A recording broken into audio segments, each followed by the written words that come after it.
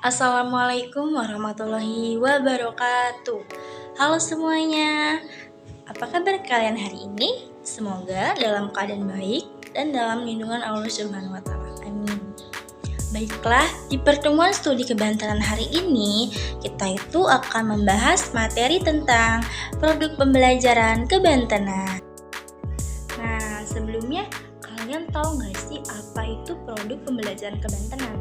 Jadi, produk pembelajaran kebantanan merupakan alat yang penting untuk membantu generasi muda belajar dan memahami budayanya sendiri.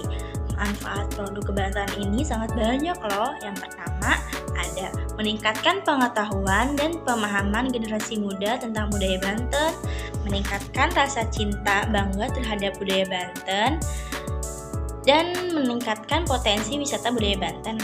Nah, sebelum masuknya ke materi, kita hari ini tuh akan membahas tentang apa saja sih pengertian Kesultanan Banten, pengertian penguasaan Banten, dan bagaimana pembagian wilayah taklukan antara Kesultanan Banten dan Kesultanan Cirebon. Oke, tonton terus ya videonya.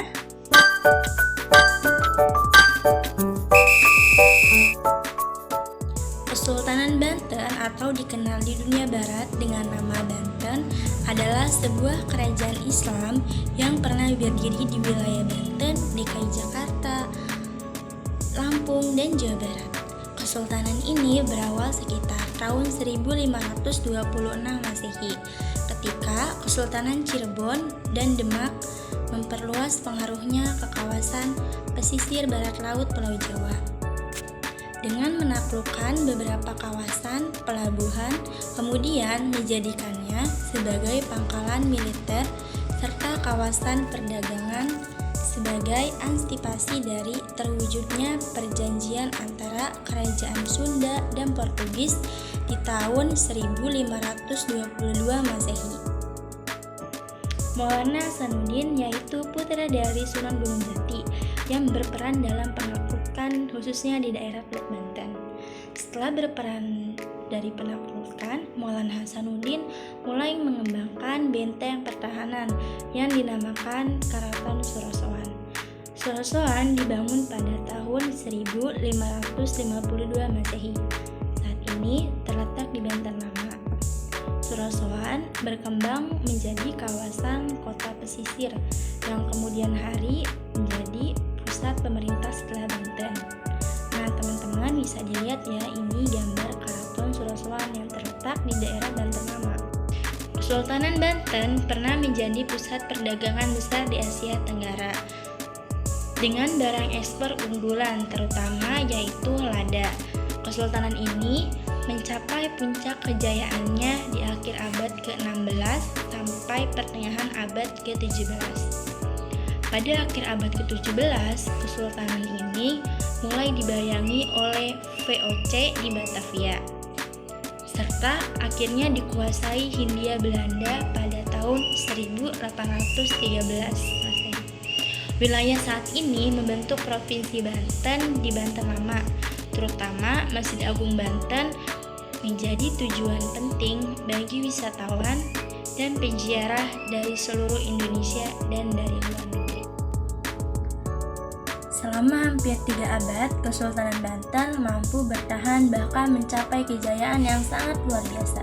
Namun di waktu yang bersamaan, penjajah dari Eropa telah berdatangan dan menanamkan pengaruhnya, yaitu perang saudara dan persaingan memperebutkan sumber daya maupun perdagangan dengan kekuatan global.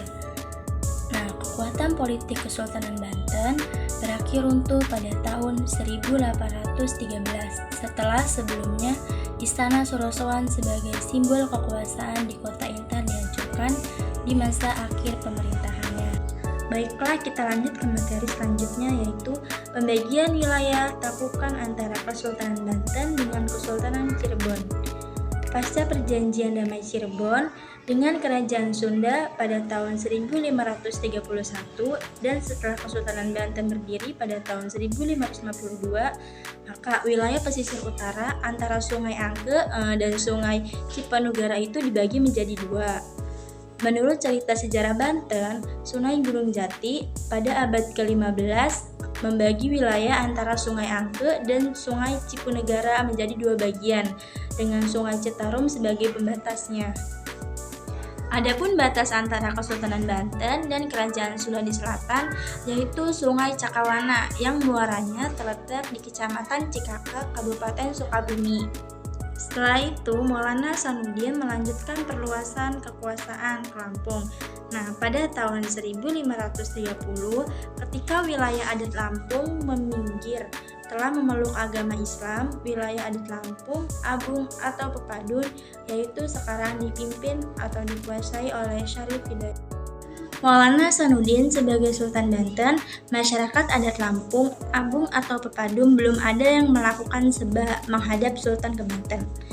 Masyarakat Lampung, Abung atau Pepadun pada masa itu masih mempertahankan adat istiadatnya yang bercorak animisme.